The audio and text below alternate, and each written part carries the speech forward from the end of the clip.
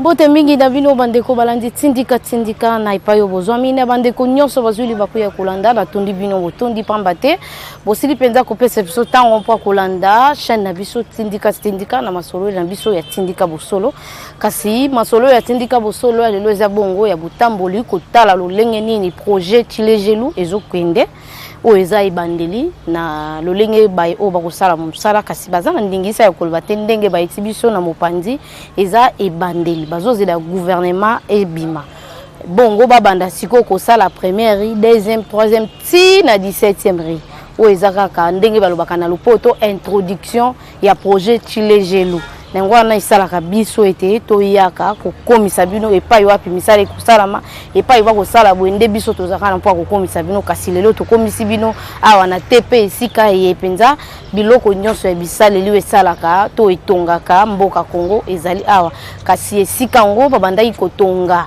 ezalaki penza na nzela te ezalaki penza na esika malonga te kasi tomoni penza bazwi makanisi ya kitoko ya kobongisa nano esika ya bango basalelaka misala kotala nzela oyo ezalaki moyen ya kolekeza te bongo mona na bilili lolenge nini ezali kasi deja esengo komona deja bandeko na biso oyo basalaka misala ya botongi kobanda nano kotonga esika ya bango moko kosalela misala ezosala penza pesa pe esengo ezopesa pe makasi na nzoto kasi pona makambo projet Chilejelu yango ebandi na ba nyonso bakosala nkoma lukela biso epai wa babandi deja projet yango ebandi soki gouvernement ebimi nde sikoyo tokomi kotambola na bino kolakisa bino kwa mateko koma biso tokomaka bino pe deja bokomaka po esika biso tokomisaka bino nde esika biso tozalaka kasi nalingi bilili nde loba na esika na nganga pe na loba mwa mingi te.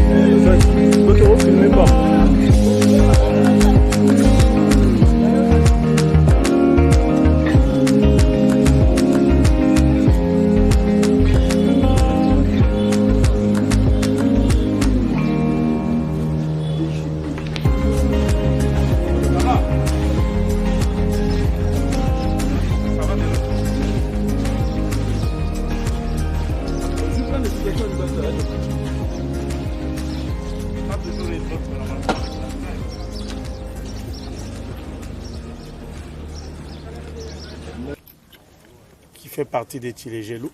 Ensemble avec vous ce matin, nous avons fait le tour de l'inspection des travaux de Tilégelou.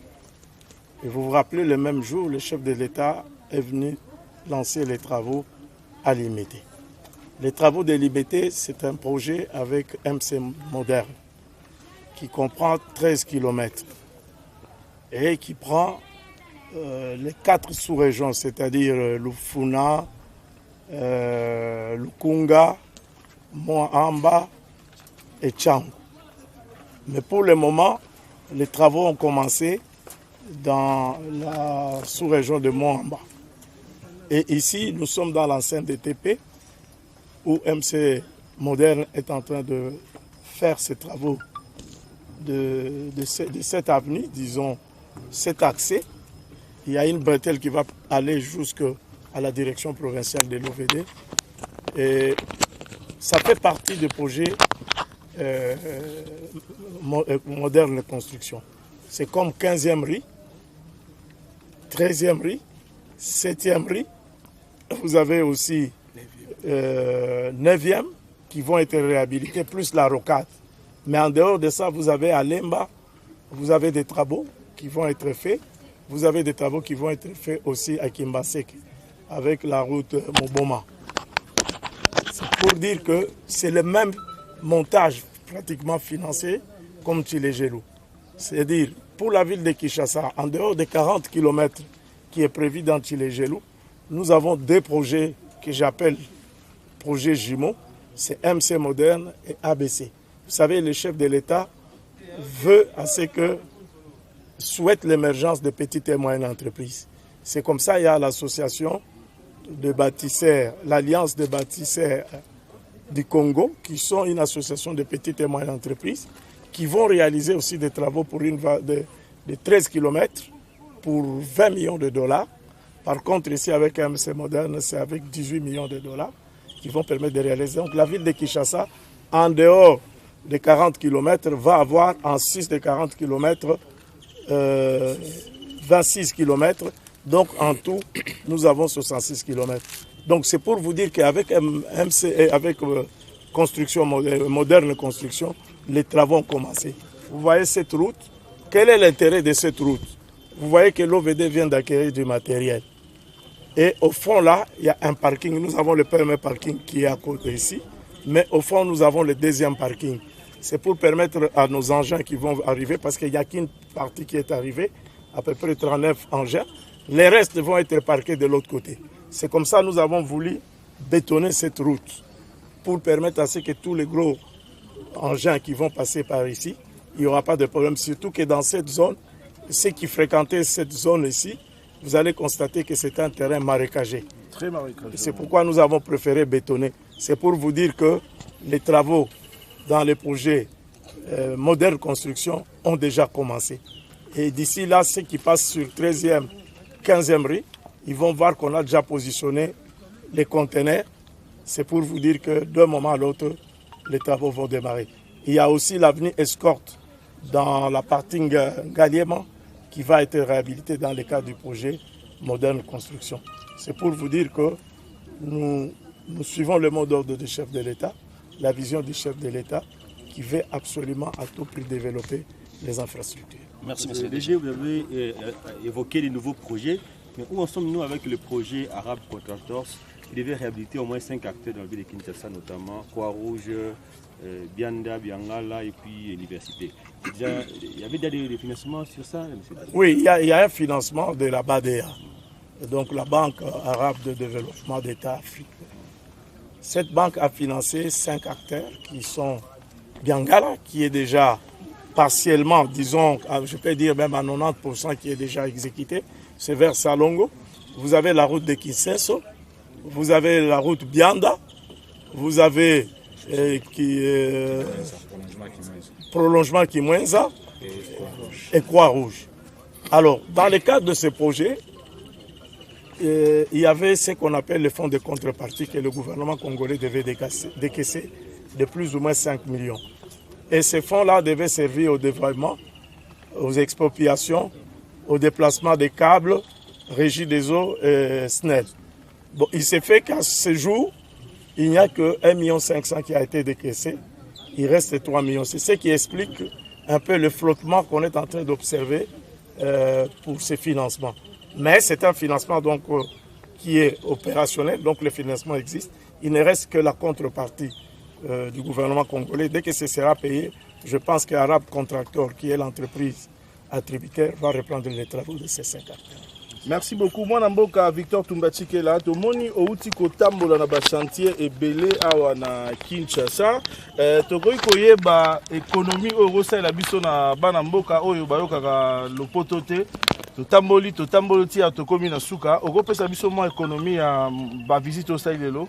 Oui, na lingi na loba boye, na kanisi batu nyonso bayebi que le 17 mars mokonzi ya mboka alansaki ba travaux ya projet Tilegel. Tosala yango na niveau ya terre jaune oyo kombo ya avenir eza Ngapama. Lelo depuis un mois, mais après le lancement ya travaux par le chef de l'État awa na Kinshasa, na VPM tokendeki Mbujimai, tokendeki Kananga, on a commencé projet Tilegel. Projet Tilegel lokola boyebi eza kozwa 40 km na ville ya Kinshasa, 100 km dans le espace Grand Kassai, avec 25 km dans la ville Mbujima et Kassai oriental, 35 km dans la ville à Kanangaga, dans la province du Kassai central.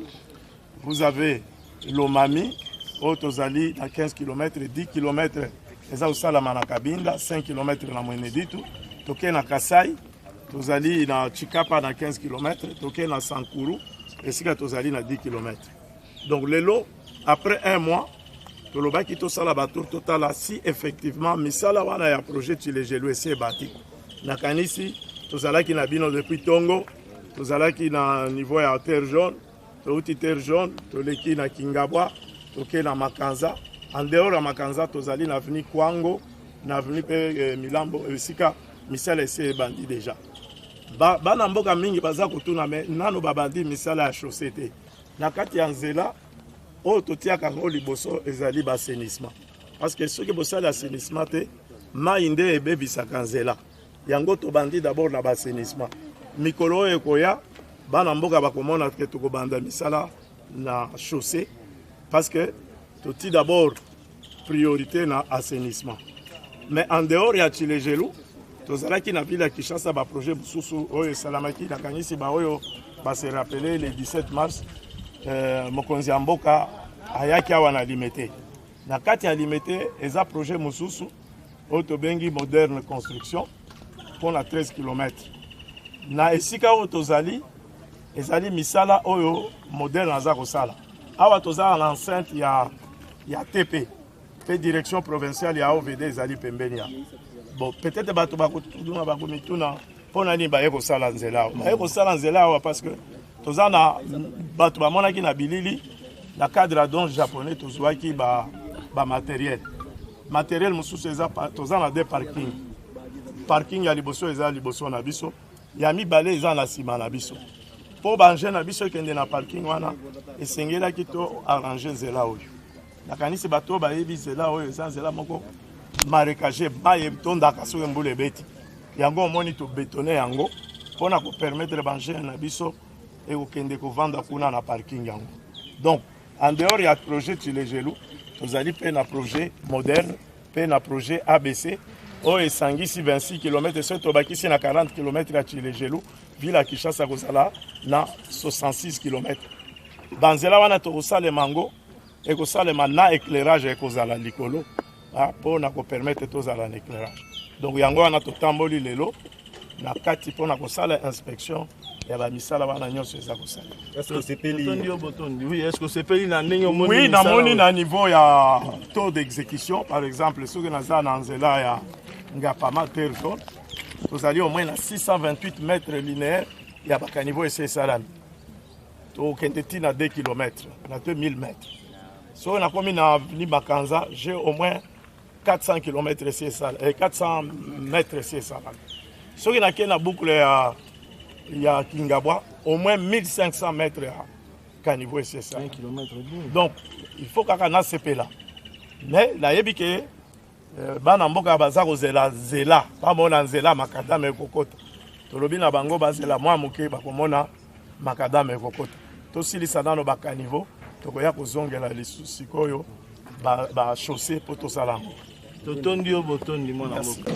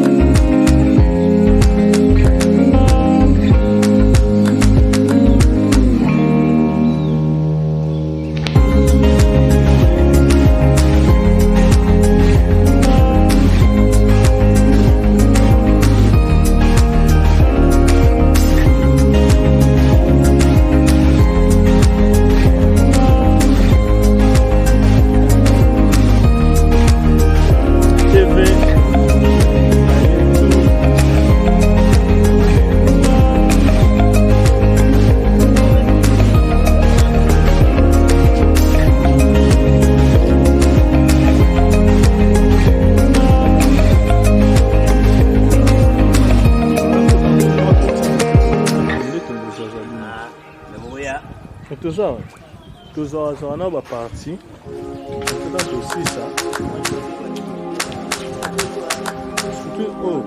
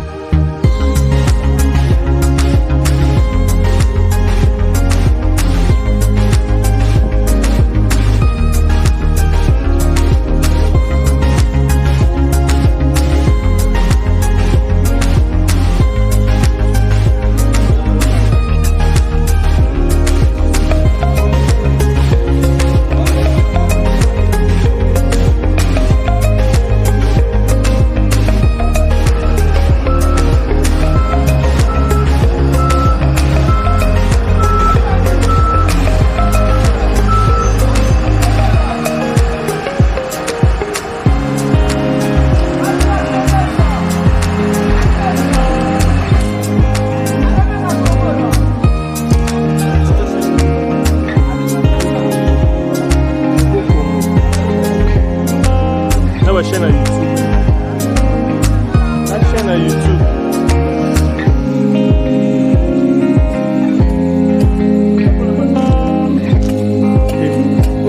Kuna raba nzila.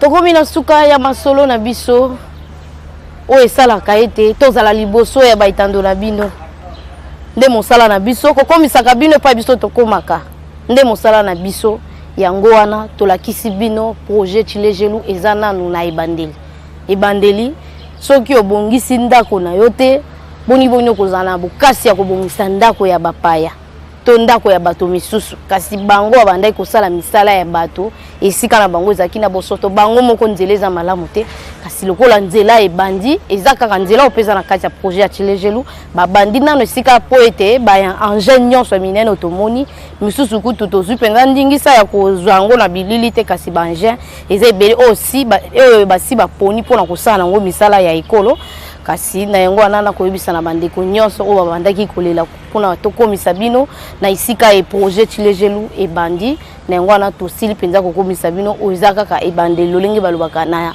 lopoto introduction ya projet Chilejelu kasi tokomi na suka napesi matondo mingi na moto azali sima kamera nata pe napesi matondo mingi na bayebasi no bazalisaka chaîne ya Tindika télévision Rifan Kisombe Papi Kelly bangonde ba patron ya Tindika télévision na masolo na biso ya Tindika bosolo ngabi babino Ange Kashila penza na tondi bino botondi na Mike Lozoladio o azali bongo na montage.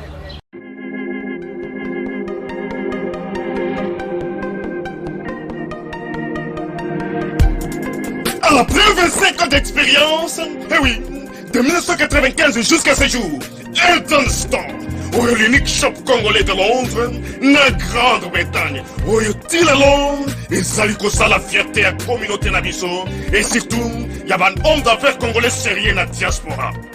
Oh yes. C'est créé Elton Store et Salika Kamoko, le sérieux, à quel na service qui toko na ba client na ye. Avec ma produit naïe, où il y a première classe, il y a qualité supérieure. Oh, il y a ma bombe à Eden Store. Oh yes, mon climat bimbe yeba. Ma maman à Londres va confirmer. Eden Store, c'est le berceau des produits cosmétiques. Il y a solo produits originaux. Et yes, les alipes perso y a produits alimentaires, naturels et organiques. Au travers de nos produits cosmétiques, Eden Store détient le secret. Secret ya solo, où ya poso ya maman moi c'est qui toko. Poso ya moi so penza basali kolula, poso ya moi so mobala kotala ya lembate. Poso so ko tamboli masanga sima. Eh oui, yango ne ba produits zo tekama na kati Eden Store. Na ba produits alimentaires, où ya Eden Store, yango de secret ya cuisine ya maman congolaise. Eh oui, nyonso ko so pensa mobali na yo ezali. Pondu, matembele, ngai, ndole, fumbwa, ndunda, bilembwe, oyo nyonso penza, oyo kobonga pona cuisine na ezali. Oh yes. Olingi mobali na yo asepela na yo libela na libela. Olingi mobali na yo atala ka yo lokola mwasi azali kolula sika. Oh yes. Olingi mobali na sisa biloko nyonso tiela ka ye na mesa. Secret zali kaka moko. Eden Store.